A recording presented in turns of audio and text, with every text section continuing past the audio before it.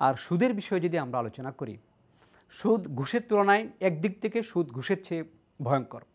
এর কারণ হচ্ছে বর্তমান সময়ে আধুনিক যুগে সুদের একটি প্রাতিষ্ঠানিক রূপ দেওয়া হয়েছে, যেটি ঘুষের নেই। ঘুষ মানুষ বর্তমান সময়ে, বর্তমান আইনেও ঘুষকে নিষিদ্ধ বস্তু বলে মনে করা হয়, এটি একটি নিষিদ্ধ কর্ম।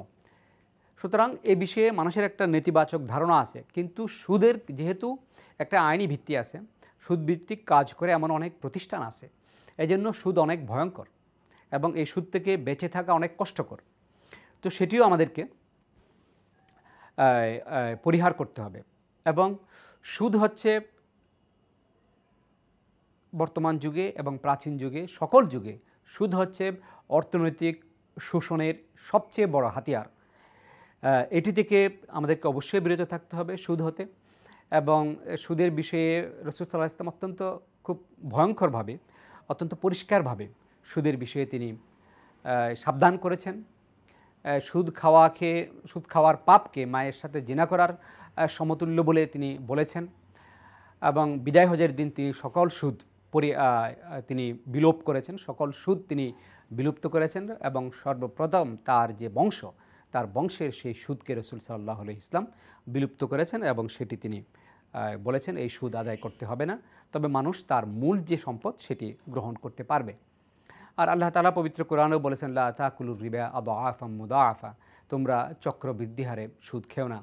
বা অন্য আয়াতে বলেছেন, ওয়াযারু মা বাকিয়া মিনার রিবা, যা সুদ অবশিষ্ট আছে সেটি বাদ দাও, আগে যা হয়েছে হয়েছে, কিন্তু সামনে আর কোনো সুদ যেন গ্রহণ না করা হয়।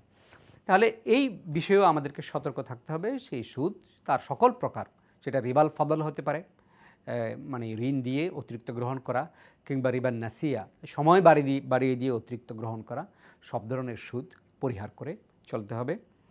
আমরা বাহ্যিকভাবে আমরা ব্যাংকিং সুদ নিয়ে আলোচনা করি, কিন্তু বাংলাদেশে গ্রামীণ পর্যায়ে যে দাদন সুদের প্রচলন এখনও আছে, সেটি অনেক বেশি ভয়ঙ্কর এবং তার শতকরা হার অনেক বেশি, অনেক ব্যাংকের তুলনায় অনেক বেশি। তো এই সব বিষয়েও আমাদেরকে সতর্ক হওয়া উচিত। আমাদের তরুণরা যারা শিক্ষিতরা, তাদেরই এইসব বিষয়ে মোটিভেশনাল প্রোগ্রাম গ্রামীণ পর্যায়ে চালানো উচিত। এবং এই সুদি যে সমস্ত কারবার আছে, সেখানে আমরা যেন বিকল্প কোনো কিছু চালু করতে পারি, সেটা জাকাত ভিত্তিক হতে পারে, কারদে হাসানার ভিত্তিতে হতে পারে, সেই চেষ্টা আমাদেরকে করা উচিত। এবং বাংলাদেশে যেহেতু এখন ইসলামিক অর্থনৈতিক ব্যবস্থা, ইসলামিক ব্যাংকিং ব্যবস্থা একটা ফ্লারিশিং একটা অর্থনৈতিক সিস্টেম, আমাদেরকে ধীরে ধীরে এই ব্যবস্থায় চলে যাওয়া এবং আমাদের নিজেদের যে লেনদেন সেগুলো ইসলামিক অর্থনৈতিক ব্যবস্থায় যেন আমরা করি, সেইটা আমাদেরকে গ্রহণ করতে হবে।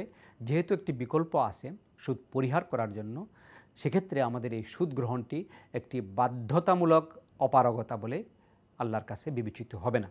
তাই আমাদেরকে অতি অবশ্যই এই সুদি কারবার বন্ধ করতে হবে। আর আমি যেটা প্রথমেই বলেছি যে ঘুষ এবং এই ঘুষের মতো অন্যান্য যে সমস্ত অর্থনৈতিক মিথ্যাচারগুলো রয়েছে, সেগুলি থেকে আমাদেরকে নিজেদেরকে রক্ষা করতে হবে।